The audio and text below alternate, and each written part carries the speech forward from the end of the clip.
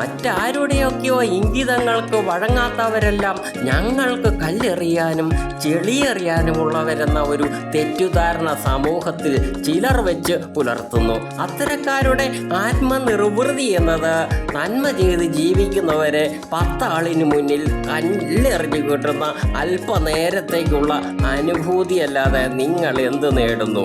ആരെങ്കിലും ഒരു നല്ല കാര്യം ഏറ്റെടുത്ത് ചെയ്യുന്നുവെന്ന് കണ്ടാൽ ഉടനെ അവിടെ തള്ളിക്കയറി അത് എങ്ങനെ ചളവും കുളവുമാക്കി അളിച്ചു വാരണം എന്നാണ് ഇത്തരക്കാരുടെ ആലോചന.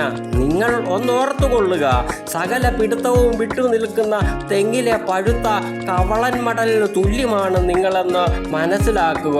ആളും തരവും ഒക്കെ നോക്കിക്കണ്ടും കളിച്ചില്ലെങ്കിൽ ചിലപ്പോൾ നാളെ ദുഃഖിക്കേണ്ടി വരും എന്നുള്ളതാണ് അത്തരക്കാരിപ്പോൾ ഓർത്തിരിക്കേണ്ടത് എന്നാണ് ഇപ്പോൾ പറയുവാനായിട്ടുള്ളത്. മനസ്സിലാക്കുക.